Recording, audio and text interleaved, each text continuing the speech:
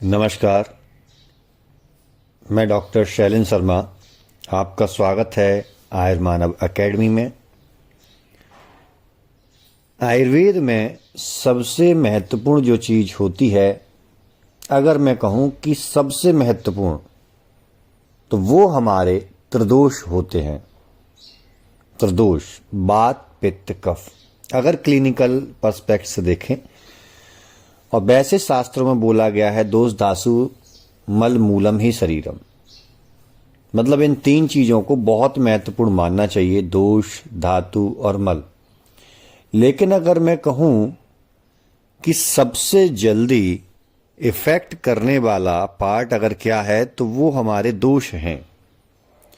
दोषों की बैलेंसता, दोषों में कुछ भी ऊपर नीचे हो जाने से व्यक्ति के साथ कुछ भी हो सकता है। वो रोगग्रस्त हो सकता है, वो कई प्रकार की बीमारियों से जूझता हुआ मृत्यु को प्राप्त हो सकता है। इतने भयंकर इसके परिणाम आते हैं। तो अष्टांग हृदय के एक कोट की व्याख्या मैं करना चाहूंगा।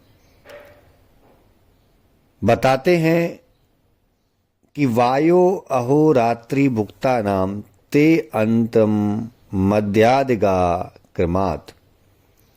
दोषों के बारे में अगर आप जानना चाहें तो कहा गया है कि अवस्था यानी परिस्थिति आपकी एज के अकॉर्डिंग, जैसे बाल अवस्था, युवा अवस्था और वृद्ध अवस्था। दिन में अगर देखें तो सुबह, दोपहर और रात का, जो तीन मोटे मोटे हम इसको लेकर के चलते हैं। और भोजन में खाना खाने से पहले या खाना खाते वक्त, दूसरी स्टेज खाना खाने के दौरान, जब भोजन पच रहा होता है, या भोजन पच जाने के बाद, जब लगभग 3-4 घंटे हो चुके हैं उसके बाद।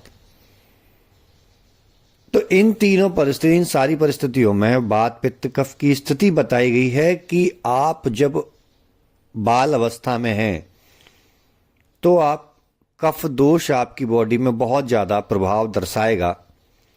आप यदि युवा अवस्था में, देन पित्त दोष की नाड़ी आपकी बहुत तेज चलेगी, क्योंकि आपकी बॉडी उस समय पित्त दोष प्रधान होती है। और जैसे जैसे आपकी एज बढ़ती जाती है, यानी वृद्ध अवस्था की तरफ जाते जाते हो, वात पित्त कफ के रेशियो में वात का रेशियो दोनों दोषों की अपेक्षा बढ़ना शुरू होता है, क्योंकि वात डिजनरेटिव होता है। इन चीजों को यदि आप समझेंगे तो आपको क्लिनिकल प्रैक्टिस करने में बहुत मजा आएगा। वैसे यदि आप और डिटेल में इन सारी चीजों को समझना चाहते हैं तो मैं अपने ऐप की लिंक डिस्क्रिप्शन बॉक्स में डाल दूंगा, जहां से आप ऐप पर जाकर के, हमारा कोर्स है आयुर्दृष्टि क्लिनिकल क्लासेस, उसमें लगभग 50 के समथिंग या उससे भी ज़्यादा लाइव रिकॉर्डेड लेक्चर्स हैं, जिनको आप सुनेंगे तो बहुत आपको लाभ मिलेगा। और उसमें हम Q&A सेशन भी करते हैं, जिससे आपको बहुत लाभ मिलेगा। तो चलिए आगे की तरफ बढ़ते हैं। अब दिन को हम देखें तो दिन के भी 3, जैसे मैंने बताया, सुबह, दोपहर, शाम या रात। तो उसमें भी बताया गया कि शुरुआत में, दिन की शुरुआत में लगभग आप मान लीजिए 5 से 9 या 6 से 10 सुबह का जो मॉर्निंग का होता है, उस वो समय कफ दोष का काल बोला गया है। 10 से दोपहर 1-2 बजे तक का जो टाइम है वो पित्त दोष का बोला गया है। इस समय व्यक्ति को बहुत तेज भूख वगैरह ये सारी चीजें लगती हैं, क्योंकि उसकी अग्नि तीव्र हो जाती है पित्त दोष के कारण। और 2 बजे के बाद जैसे जैसे शाम के 6 बजते जाते हैं, फिर शुरुआत हो जाती है वात दोष की। ऐसे ही रात्रि के पहर में आप देखेंगे तो शाम को 6 से 10 कफ का दोष का काल और 10 से 2 पित्त का काल। इसीलिए बोलते हैं कि शाम के समय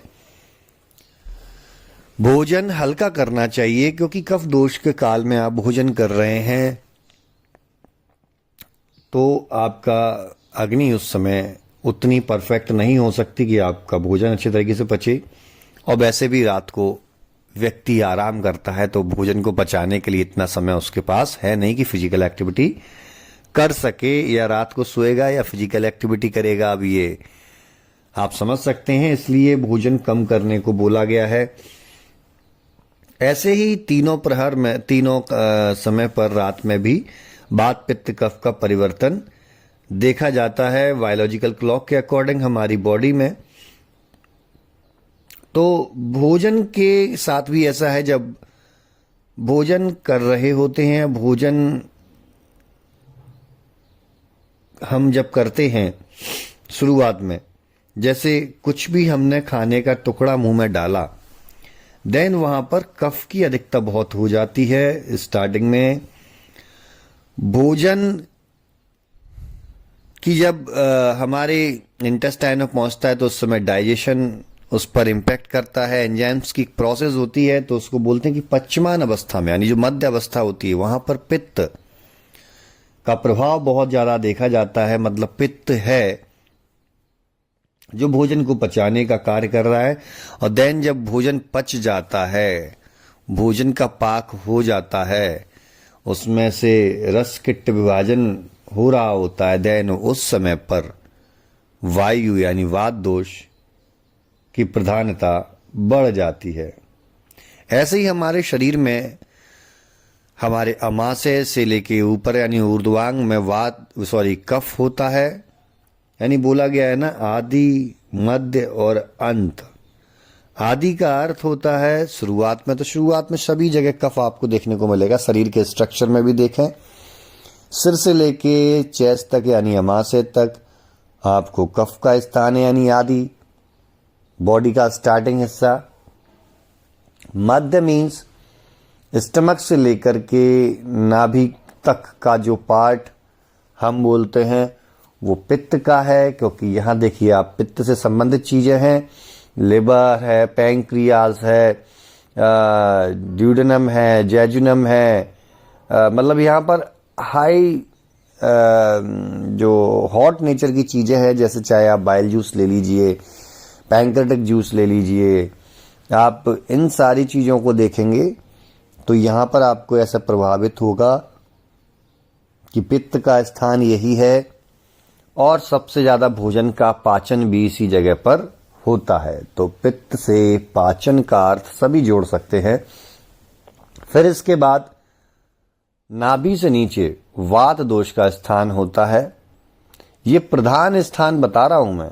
ऐसे तो 5 प्रकार के कफ, 5 प्रकार के पित्त, तो 5 प्रकार के बातों के स्थान अलग अलग बताए हैं, लेकिन ऐसा समझ लीजिए कि डॉन है ये, मतलब इनके हेड डिपार्टमेंट, ये आप फैक्ट्री मान लीजिए कि अगर 5 प्रकार की वायु पैदा होगी तो उसका उद्गम स्थान नाभि के नीचे ही होगा।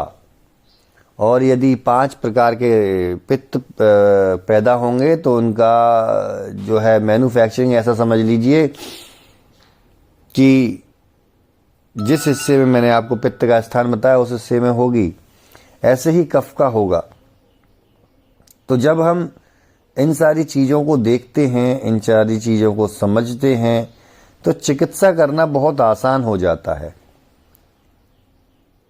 क्योंकि तीनों दोषों को यदि आपने नहीं समझा और ट्रीटमेंट करने बैठ गए तो आप छोटी मोटी चीजों में ठीक कर सकते हैं, बट क्रॉनिक केसेस जब हमारे पास आने लगते हैं समय के बाद, तो उन केसों को फिर बिगाड़ना शुरू कर दिया जाता है।